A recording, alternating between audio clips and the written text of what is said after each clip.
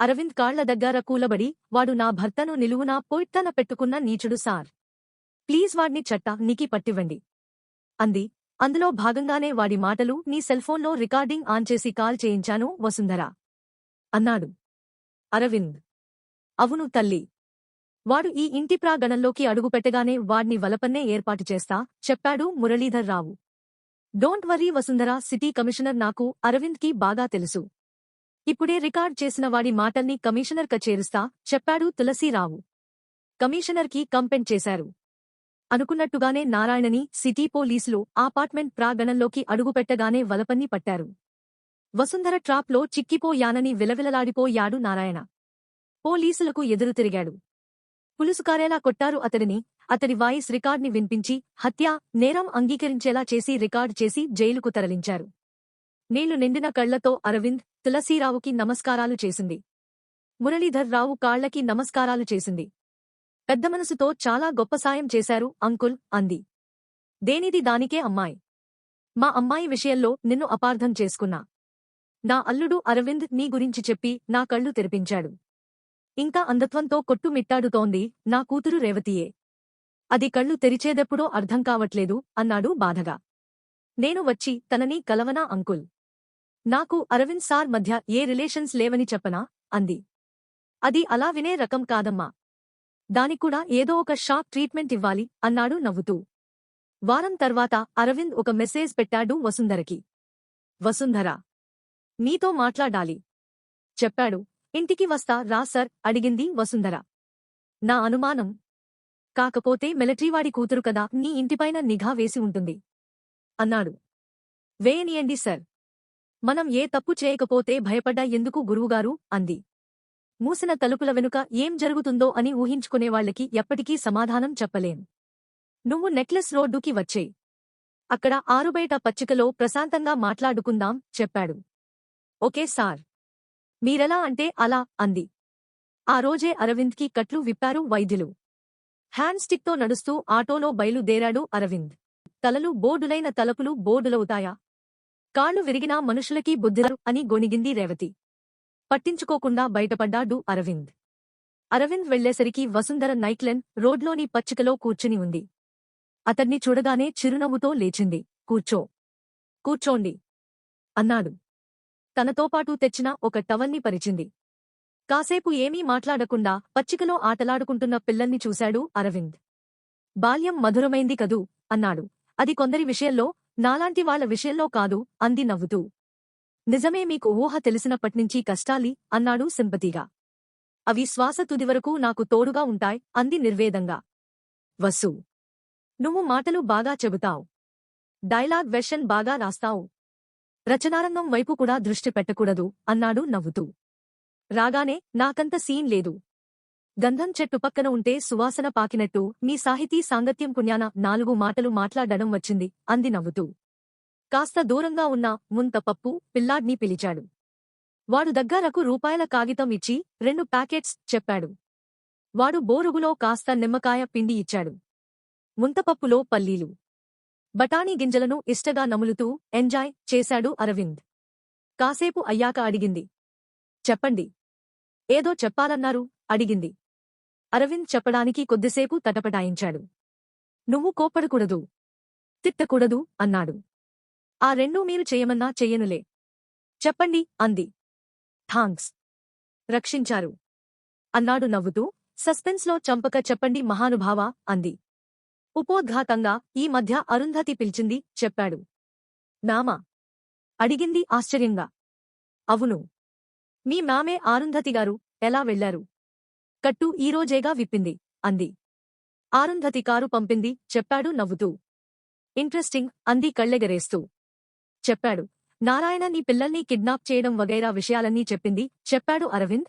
అవునా, మేమీ మంచి హృదయం అంది వసుంధర. హైదరాబాద్కి తెచ్చేయమని చెప్పింది చెప్పాడు. కాసేపు మళ్లీ మౌనం వహించింది.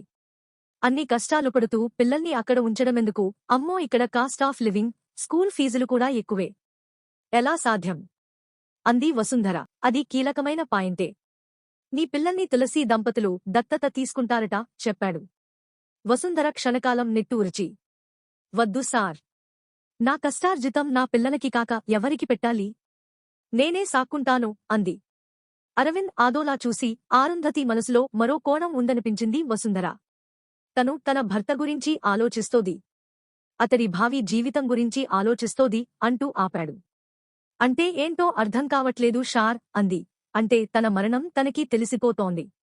తనకేమైనా అయ్యి కాలం చేస్తే తులసి ఒంటరివాడు కాకూడదని బలంగా కోరుకుంటోంది అంటూ ఆపాడు. వసుంధరకి కాస్త అర్థమవుతుంది. కొద్ది రోజుల క్రిందట అరుంధతి తనతో ప్రేమగా మాట్లాడుతూ, వసుంధర, నువ్వు మళ్ళీ పెళ్లి ఎందుకు చేసుకోలేదు? నీకేం అంత వయసైపోలేదు కదా అంది. నవ్వి తను ఊరుకుంది. మళ్లీ తనే పెళ్లి వల్ల తీరేది భౌతిక వాంఛలు మాత్రమే కాదు వసుంధర. ఒక తోడు, ఒక ఓదార్పు అంది. పెళ్లివైపు తనని ఎందుకు మోటివేట్ చేస్తోందో అర్థం కాలేదు.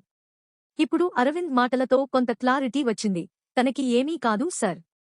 వైద్యం బాగా అభివృద్ధి చెందిన దశలో జీవితకాలం పెంచుకోవడం పెద్ద కష్టకాదు. అరుంధతమ్మను నేను జాగ్రత్తగా చూసుకుంటాను అరవింద్ అని పైకి లేచింది వసుంధర. తను తెచ్చిన టాపిక్ వసుంధరకి పెద్ద ఇష్టగా లేదని అర్థమైంది అరవింద్కి. కావాలని టాపిక్ అవాయిడ్ చేస్తుంది. ఒక ఆటోని పిలిచి వసుంధరని ఎక్కించి మరో ఆటోలో తను కూడా బయలుదేరాడు. మార్గం మధ్యలో అరుంధతి ఫోన్ చేసింది. పిల్లల దత్తత విషయంలో వసుంధర అంగీకరించిందా అన్నయ్య అడిగింది. లేదమ్మా. తను పాజిటివ్గా లేదు. చిన్నగా కన్విన్స్ చేస్తాను అన్నాడు. ఇంటికి వచ్చిన వసుంధర కళ్ల ముందు అరవింద్ మాటలే సర్క్యులేట్ అవుతున్నాయి. అరవింద్ మిద్దెపై నుండి పడిన రోజు. తాను పెద్దగా కోప్పడ్డ తర్వాత వసు అని పిలవడం మానేశాడు తులసీరావు. మరునాడు అతడి క్యాబిన్లో ఉన్నప్పుడు సారీ సర్. నిన్న ఎమోషనల్ అయ్యాను. మళ్లీ చెప్పింది. ఇట్స్లోకే వసుంధర. అరవింద్ నీది ఎమోషనల్ అటాచ్మెంట్. అతడు అలా పిలిస్తే నీకు సంతోషమనిపిస్తుంది. నేను అలా పిలవడం నిన్ను ఇరిటేట్ చేయడం అసహజమేమీ కాదా అన్నాడు. వసుంధర మాట్లాడలేదు. మౌనం వహించింది. కాసేపటి తర్వాత అంది. నేను దగ్గర కాలేను. ఎందుకో అరవింద్ సర్ అంటే నాకు పరిపూర్ణమైన శాపగ్రస్తను సర్. ఎవరికీ గౌరవం, కృతజ్ఞత ఒకటని కాదు. నావన్నీ ముప్పిరిగున్న ఫీలింగ్స్ అంది భావోద్వేగంతో. ఇట్ఫోకే వసుంధర అని అప్పటికి ముగించాడు. తన పిల్లల కిడ్నాప్ తర్వాత ఇంట్లో ఏం జరిగిందో నేరుగా తనతో ప్రస్తావించకుండా అరవింద్ సర్ మాట వింటానని ఆయన ద్వారానే ప్రతిపాదించారు. తలవిదిల్చింది వసుంధర. నిజానికి కొద్ది రోజుల క్రితం తులసీరావు, అరుంధతిల మధ్య సంభాషణ ఇలా సాగింది. ఏంట్రా ఆలోచిస్తున్నావ్ అని. మన వసుంధర గురించి అంది. Intelligent woman. She is too sensitive చెప్పాడు. తన పిల్లల విషయం గుర్తొచ్చి నా మనసు కకావికలమైంది అంది. నిజమే పాపం తండ్రి లేని బిడ్డలు సానుభూతి చూపాడు తులసీరావు. మీరే వాళ్లకు తండ్రి ఎందుకు కాకూడదు అంది అరుంధతి. షాకయ్యాడు తులసీరావు. ఏమంటున్నావ్ అరుంధతి అన్నాడు. అవునండి. మనకు ఆస్తి ఉంది. పిల్లలు లేరు. వసుంధర పిల్లల్ని దత్తత తీసుకుని మనమే చదివిద్దా అంది. దానికి దత్తత అనే పేరు ఎందుకు అరుంధతి? ఆ పిల్లల ఎడ్యుకేషన్ బాధ్యతల్ని స్వీకరిద్దా అన్నాడు. అరుంధతి సాలోచనగా చూసి నేను పోయేలోపు అమ్మా అని పిలిపించుకోవాలన్న ఆశ నాలో పెరిగిపోయింది. మన వసుంధర గురించి, ఆమె బిడ్డల గురించి తెలిసాక వాళ్లకు అమ్మని పెంపుడు తల్లిని కావాలన్న ఆశ నాలో పెరిగిపోయింది అంది. తులసీరావు కళ్లల్లో నీళ్లు తిరిగాయి. భార్య నుదుటిని ముద్దాడాడు. నీ ఆలోచనలో నిజాయితీ, నిబద్ధత ఉంది అరుంధతి. కాని తనని ఒప్పించే శక్తి సామర్థ్యాలు నాకు లేవు. అయితేగీతే నీ రైటర్ అన్నయ్య అరవింద్కే సాధ్యం చెప్పాడు. అరుంధతి సాలోచనగా చూసి సరే, రేపు అన్నయ్యతో మాట్లాడుతాను అంది. అన్నట్టుగానే అరుంధతి మాట్లాడడం, అరవింద్ వసుంధరతో మాట్లాడడం చకచకా జరిగిపోయాయి. సారీ వసుంధర. నీ సెల్ఫ్ రెస్పెక్ట్ నాకు తెలియంది కాదు. తను ఎమోషనల్ సంజాయిషీ ఇచ్చాడు తులసీరావు. పర్వాలేదు సర్. అరుంధతమ్మ నా పిల్లల గురించి ఆలోచించడం నాకు సంతోషమే అంది. నవ్వాడు తులసీరావు. నాకెవరున్నారు సర్. వాళ్లకోసమే గదా బ్రతుకుతున్నా అంది నిర్వేదంగా. కాసేపు ఇద్దరి మధ్య మాటలు కరువయ్యాయి. నాదోక సలహా వసుంధర అన్నాడు. చెప్పండి సర్ అంది. పిల్లల్ని తెచ్చేసేయ్. రేపో నువ్వో మీ బావ నారాయణకి బెయిల్ రావచ్చు. పిల్లలు అక్కడ ఉండడం రిస్క్ కదా అన్నాడు. కాసేపు భయంగా చూసింది. అక్క మొన్న ఫోన్ చేసింది సర్. నా జోలికి గాని నా పిల్లల జోలికి కాని వెళితే కుటుంబమంతా సామూహిక ఆత్మహత్యకు సిద్ధమవుతామని చెప్పిందట. జైల్లో అంది. అయినా అకడమిక్ ఇయర్ మధ్యలో పిల్లల్ని షిఫ్ట్ చేస్తే పిల్లలు సఫరవుతారు సర్ అంది. ఓకే వసుంధర. దేవుడు నీపట్ల మేలు చేయాలని వేడుకుంటున్నా చెప్పాడు. థాంక్యూ సర్ అంది. ఆమె అదే రోజు సాయంత్రం అరుంధతిని ఇంట్లో కలిసి ఉన్నారమ్మా అంది. బావున్నాను వసు. నన్ను అపార్థం చేసుకోలేదు కదా అంది. అయ్యో అదేం మాటమ్మా అంది. అరుంధతి ముఖంలో అలసట కనిపించింది. ఏడ్చిన ఆనవాలు కనిపించింది. ఎందుకమ్మా అలా ఉన్నారు అడిగింది. ఏం లేదు ఏం లేదు అంది. మీరు దేనికో కృగిపోతున్నారమ్మా అంది వసుంధర. నువ్వు ఆలోచించింది నిజమేనమ్మా. నా ఆలోచనలన్నీ మీ సర్ తులసీ గురించే అంది. వసుంధర కాసేపు మాట్లాడలేదు. అరుంధతి అంది. మీ సర్ ఒట్టి అమాయకుడమ్మా. ఆయన్ని ఏ నిమిషమైనా వదిలేసి నేను వెళ్తాను. ఒంటరివాడవుతాడనే నా దిగులు అంది. అయ్యో మీకేం కాదు ధైర్యంగా ఉండండి. సార్కి మేమంతా తోడుగా నీడగా ఉంటాం అంది వసుంధర. అరుంధతి చప్పున వసుంధర చేతిని తన చేతుల్లోకి తీసుకుని తనకి నువ్వు నీడగా ఉంటావా వసు అంది. షాకయ్యింది వసుంధర. ఆమె అంతరంగం అర్థమయ్యింది. అయ్యో ఏంటమ్మా ఇప్పుడు ఏమైంది మీకు అంది లాలనగా. వసుంధరని కావలించుకుంది. ఆమె కన్నీళ్లు వసుంధర వీపుని తడిమేశాయి. తులసికి 4 రోజుల్నించి సరిగా నిద్రలేదు. రేపటి సూర్యుడ్ని నేను చూస్తానో లేదోనని దిగులు కళ్లతో అలమటిస్తూ ఉంటాడు. నిజానికి ఆయనకి నేను చేసింది ఏమీ లేదు. ఏ సుఖాన్ని ఇవ్వలేదు అంది. అరుంధతి ఆవేదనను మౌనంగా నింది. యుఎస్ నుండి వచ్చిన గెస్ట్లకు డిన్నర్ ఇచ్చి వస్తానని తనని ముందుగా పంపించాడు. తులసీరావు మీరు ధైర్యంగా ఉండండి మేం అంది వసుంధర. నేను నిద్రలోనే కన్ను మూస్తానన్న భయంతో ఆయన మధ్య మధ్యలో నన్ను లేపుతూ ఉంటాడు అంది. వాతావరణాన్ని తేలిక చేయాలని ప్రయత్నం చేస్తూ. అమ్మా మీకు పరిపూర్ణ ఆయుష్ ఉంది వర్రీ కాకండి అంది. అవి నువ్వు మీ సార్ ఆశపడడంలో తప్పులేదు. మృత్యువు నన్ను నిరంతరం వెన్నంటే ఉంది. అది ఏ నిమిషం అయినా నన్ను తనతో తీసుకెళ్లేందుకు సిద్ధమవుతుంది అంది. విషయాన్ని డైవర్ట్ చేస్తూ. మీ ఫేవరెట్ పొలిటీషియన్ అరవింద్ కేజ్రీవాల్ ప్రకృతి చికిత్స కోసం బెంగళూరు వెళ్లారట అంది వసుంధర.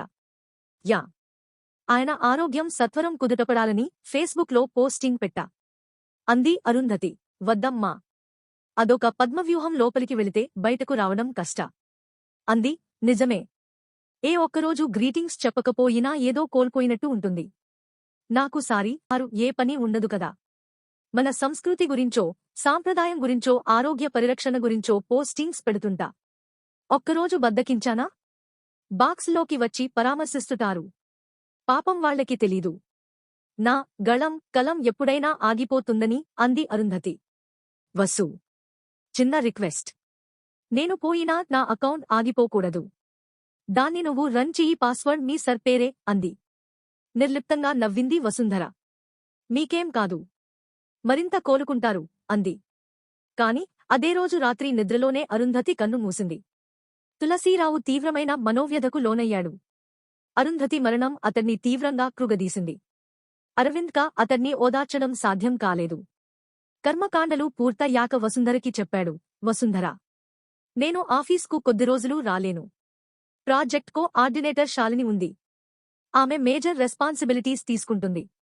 మీరు మోరల్ సపోర్ట్ చేయండి చెప్పాడు. అలాగే సర్ అంది వసుంధర.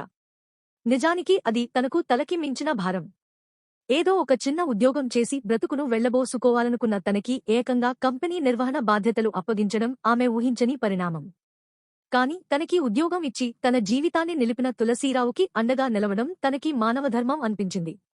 ఒకరోజు అనూహ్యమైన నిర్ణయం తీసుకున్నాడు తులసీరావు.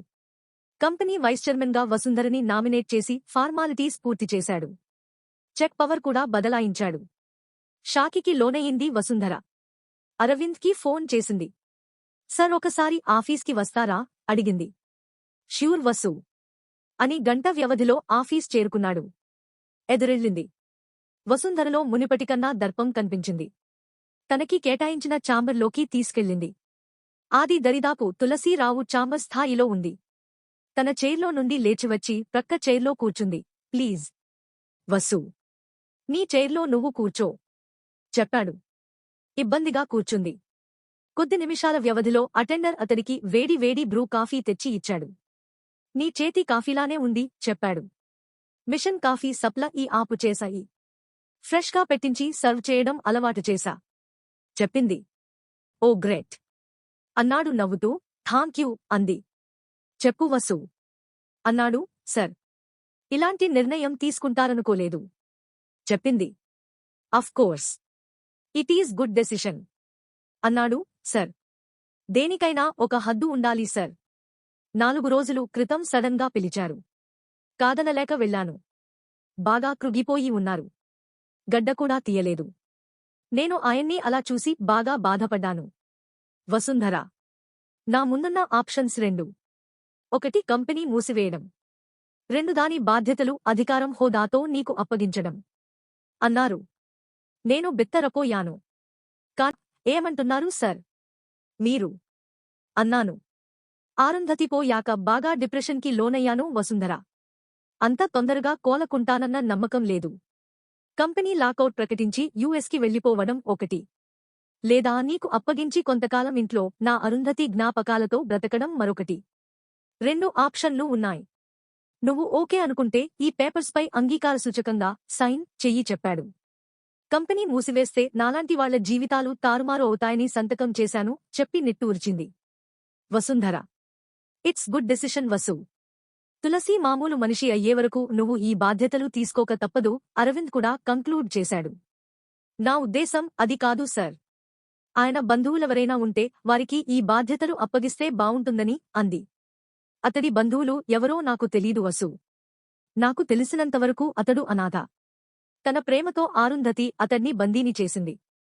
ఆమె అంటే అతడికి వల్ల మాలిన అనురాగం. ఆమెని మరిపించే ప్రేమదక్కితే తప్ప అతడు మామూలు మనిషి కాలేడు. నిజం చెప్పాలంటే నీలాంటి వాళ్లకోసమే అతడు కంపెనీ నడుపుతున్నాడు.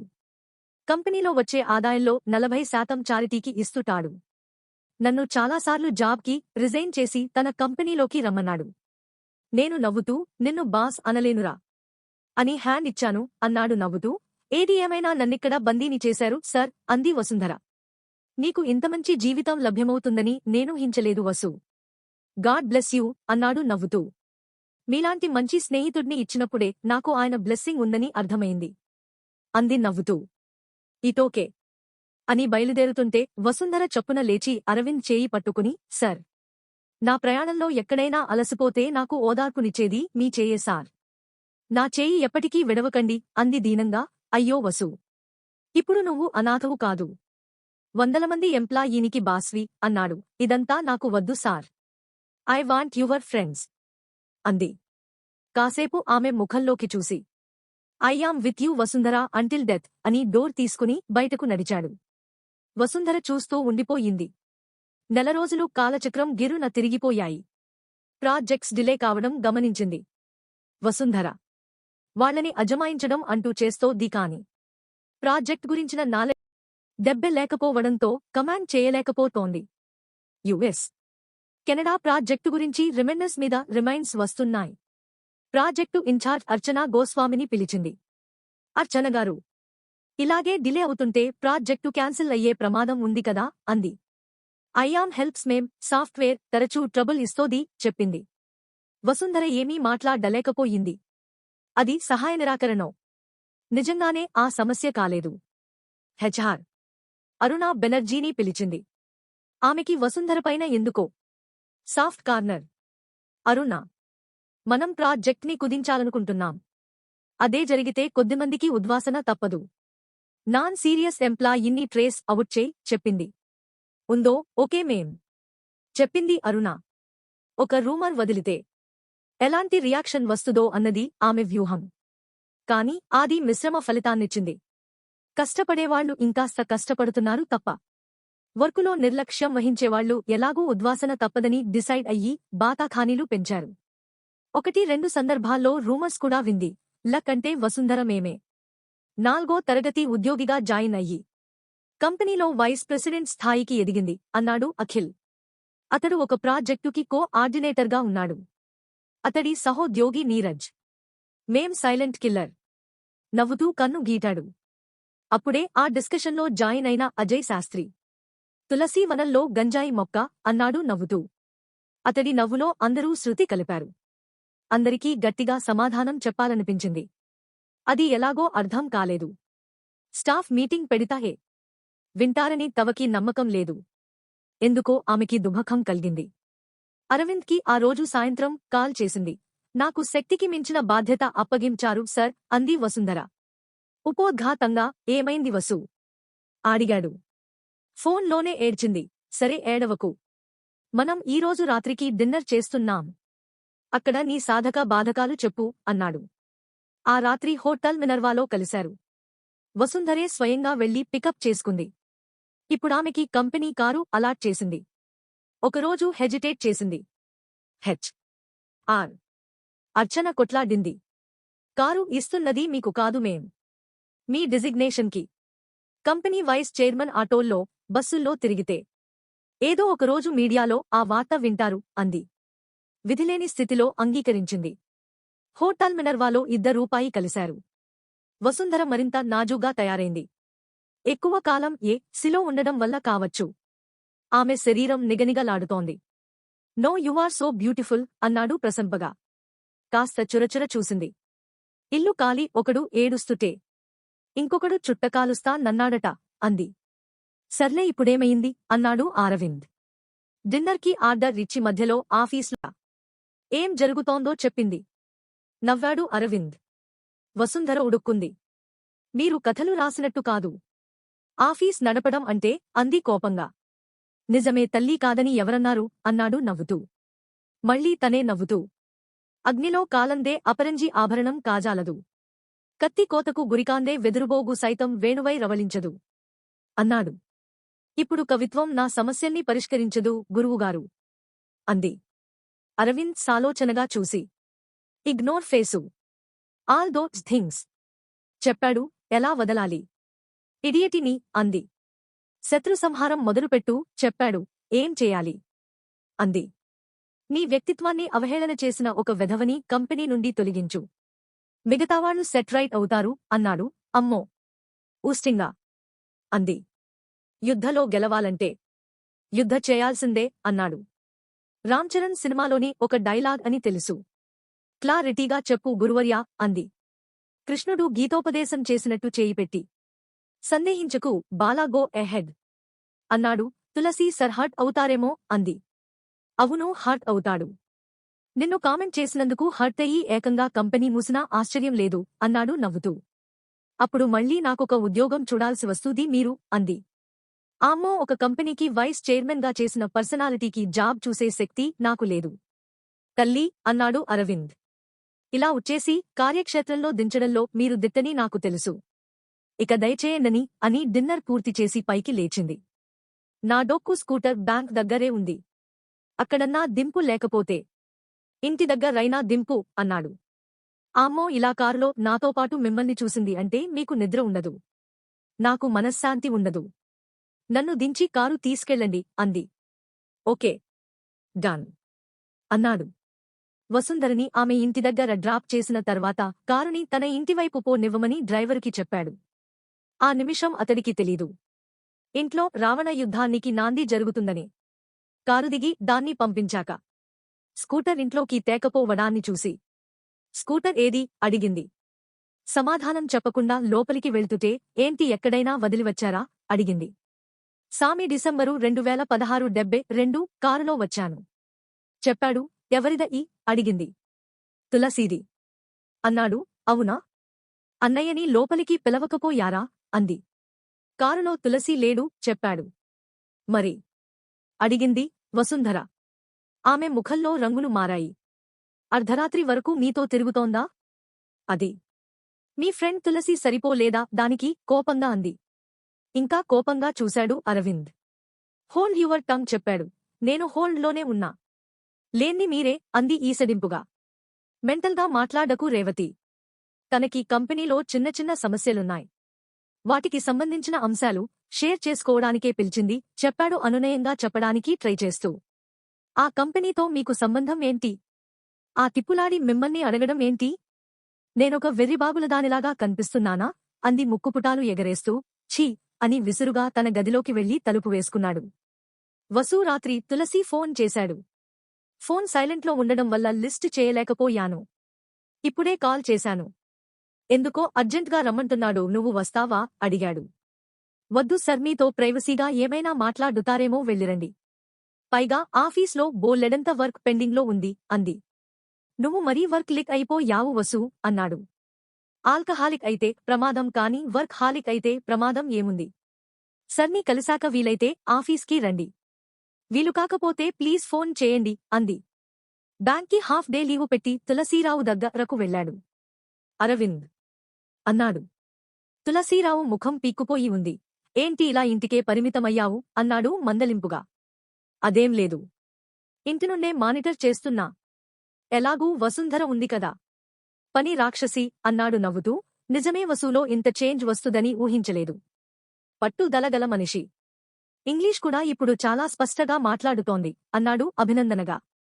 అన్నాడు తులసీరావు తను కూడా ప్రశంసాపూర్వకంగా. ఈ వీడియో మీకు నచ్చినట్లయితే లైక్ చేయండి, షేర్ చేయండి. మరిన్ని వీడియోల కోసం ఈ ఛానల్ని సబ్స్క్రైబ్ చేయండి.